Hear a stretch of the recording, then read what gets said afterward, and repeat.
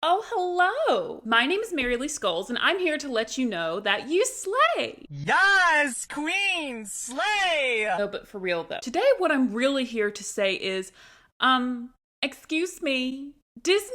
Can you, not or something like that? It seems that for the past 2 years, I've been hearing all different kinds of shit about the Snow White live remake. From Rachel Zegler's casting to her woke remarks about the original Snow White, Peter Dinklage and other online commentators beef, and then of course there's the uproar about the CGI usage for the depiction of the Seven Dwarves. Because of course there is no other little person actor besides Dr.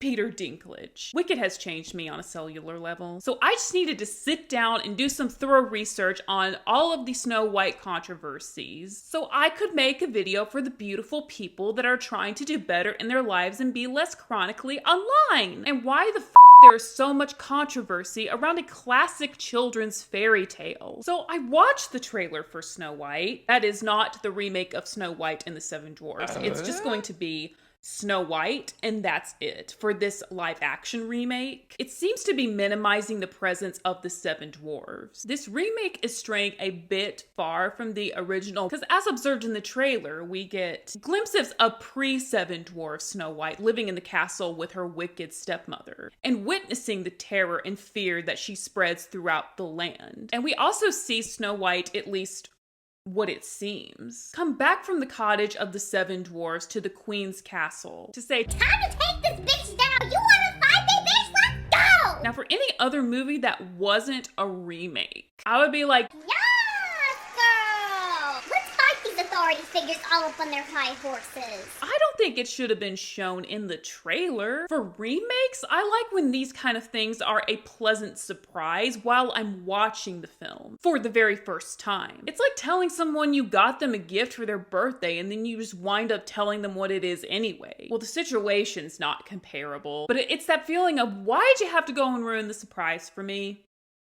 Where? That literally drains away any anticipation or excitement that I have for a remake. When the trailer is so upfront and in your face about how different it's going to be from the original. And those CGI dwarves look so unrealistic, it ain't even funny. But great cinematography and costumes, I'll say that much. And Rachel Zegler does have a really pretty singing voice. She was in West Side Story, for God's sake, so we can at least give her that. So it was kind of already confirmed by Rachel Zegler herself that the remake of this classic animated Disney film will be less focused on capturing the heart of Prince Charming and more on Snow White taking back her power and fighting for what belongs to her biological right to rule the kingdom and undo the damage the queen has done from her authoritarian rulership. Anybody else choke on their own spit? Or is that just me? Pretty sure it's just me. Because Snow White's dead father was the king when he was alive. So naturally, if the queen were to die, Snow White would be next in line for the throne. And you know where I first learned how the royal order works? No, not through a history lesson, but through the Princess Diaries. I'm royal by marriage. You are royal by blood. You can rule. And if you remember from the original 1937 Snow White film, Snow White was practically a housemaid to the Seven Dwarfs. But I don't think she's going to be doing as much housework and cooking for the dwarves if there's going to be a specific focus on women empowerment. Just the predilection. Ever since the announcement of this remake, people have been up in arms talking about how it's trying too hard to be woke and go against the grain. Now, there are several controversies surrounding this Snow White remake. But for this video, I wanted to focus on the main, most talked about controversies. So of course, Disney is no stranger to controversy, but there is a specific thread of controversy that follows Disney remakes of beloved animated classics, particularly when it comes to casting choices. Prime example would be Halle Bailey's casting as Ariel in the live-action remake of The Little Mermaid a few years ago. People were all in an uproar about Disney casting casting a young black woman when the original cartoon Ariel was Caucasian. The same thing is happening here, but with a less dramatic extent, with Rachel Zegler's casting as Snow White,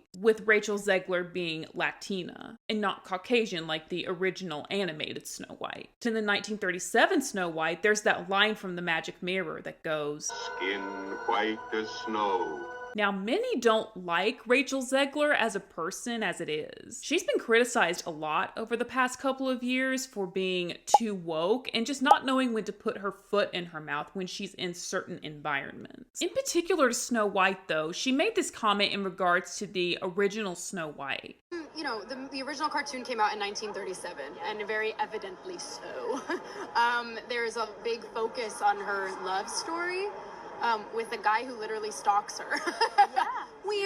Weird. And how the remake will be different. And of course, many people thought she was trying way too hard to fit into the social justice warrior narrative that many young adults find themselves playing into. Now, another facet of this upcoming remake that's received a lot of backlash is Disney's decision to make the Seven Dwarves CGI instead of just casting 7 little people. Disney never stated their reasoning behind this decision, but my best guess is that they wanted to cut down on the cost and time that it would take to scout for and cast 7 little people to play the 7 dwarves. So they chose to have computer generated 7 dwarves and just hired voice actors instead. I think I read somewhere that at least 1 little person was cast to play one of the 7 dwarves, and the other 6 were already planned to be CGI. So if that's true, I don't know what happened to the actor, but obviously they wound up having all 7 of the dwarves being CGI. Now, there were already concerns of CGI replacing real life actors in the film industry, so that's a storm that we could have seen coming from miles away. Not surprisingly, many people believe that in recent years, Disney has just been trying way too hard to be woke, and has produced somewhat of a fatigue from viewers of Disney's reimaginings, where they take classic animated films and turn it into a preachy, progressive movement that doesn't provide the audience with any twinge of nostalgia at all. Now, as far as my personal take on the Snow White remake drama, the casting of a non-white Snow White doesn't really bother me because I grew up doing community and school theater, where directors have their faves and choose plays and musicals centered around the strengths of their faves. In my experience, these faves consisted of people from all different backgrounds. You did theater growing up and you had a different experience. I can't speak for you. The theater spaces that I experienced didn't show casting biases towards actors based on their skin color. So whenever I see a remake casting an actor that has a different skin color than the original, I'm just like, okay. Like, I don't have a reaction to it because in my eyes, it's not a big deal. I saw it all the time growing up doing theater. Actors of different races being cast as family members and whatnot. I mean, yeah, Rachel Zegler might not have the same complexion as the original Snow White, but as a viewer, as long as she has a great performance, that's all that matters to me. Now, as far as Rachel Zegler's comments about the original Snow White, I think she's reaching with the comments that she made. Particularly the stalker comment. In the 1937 movie, she literally met the prince twice. The first time is when he heard her singing and he was so enraptured that he had to climb over the castle wall to go up and say hello to her. Second time, she wasn't even conscious and he kissed her out of her sleeping death. And both times, it seemed like Snow White consented to his efforts to woo her. I mean, she ran away the first time because she was shy and was caught off guard and really embarrassed and didn't want to be in front of him. But eventually she made her giddiness known and that it was okay for the prince to flirt with her. Unless there are some specific deleted scenes from the original movie that I'm not aware of, I would hardly call that stalking. Stalking is relentless and unwanted behavior. I think Rachel Zegler is trying to exaggerate the importance of this new Snow White because I don't think people have high expectations for it or even that excited about it. Now, I personally watched Snow White growing up, but most people I know said that they hated it and how scared it made them feel, so they never watched it again. I mean, it's definitely not as beloved as The Lion King or Beauty and the Beast, so I don't think there is as much hype around the live action remake of Snow White, even if there weren't all these controversies surrounding it. Now, as far as the controversy with making the Seven Dwarves CGI, it's a little weird considering that MGM could scout for and find hundreds of little people to cast as the Munchkins in The Wizard of Oz in the 1930s, when Disney in present day could do just the same or maybe even better for the Seven Dwarves of this Snow White remake. Like, you would think that if it was because they couldn't find little people to play the Seven Dwarves, Disney would make an official statement on that. But there is no such public statement or reasonings why they chose to have the Seven Dwarves as computer-generated images. So there's definitely some slim shady shit going on behind the scenes with that. And not only are these CGI dwarves unrealistic as hell, they're creepy. Shit, they scare me more than the evil queen disguised as the old peddler woman. All in all, I just feel like people in general have way too high expectations for Disney remakes and want it to mirror the originals exactly. But the Walt Disney Company is a billion-dollar company, and I don't assume they make a lot of money based on staying true to tradition. Their top priority as a business is to produce financially successful movies, shows, music, and whatever the fuck else they produce. They produce and put out media that has trending socially, politically relevant themes attached to it because that's what they think people want to see and eventually spend their money on. All that's to say is that Disney doesn't care about you or the OG classics. They don't care about providing you with a good nostalgia trip. They're just a business and do what brings them the hefty paycheck at the end of the day. So I think people would definitely be less disappointed in these Disney remakes if they just lowered their expectations and didn't expect their live action remakes to be a complete carbon copy of the original. Now, am I going to watch this Snow White remake when it comes out?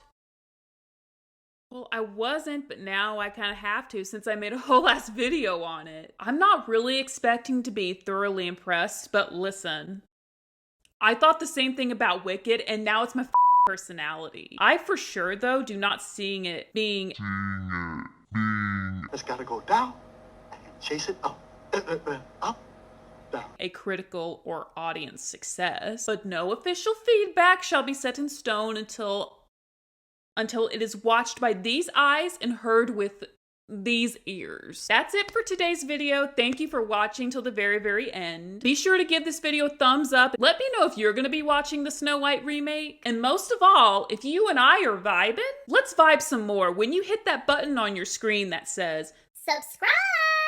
because when this channel gets to 1K subscribers, I'm going to use it as an opportunity to give back to my local community by donating all of my used books, as well as reveal to everyone the faceless YouTube channel that nobody would have guessed that I'm the person behind. But I will say no more till you find that subscribe button and just give it a simple little tap like this. Bing! And I hope you'll get notified every time I have a new video. See you in the next one. Bye!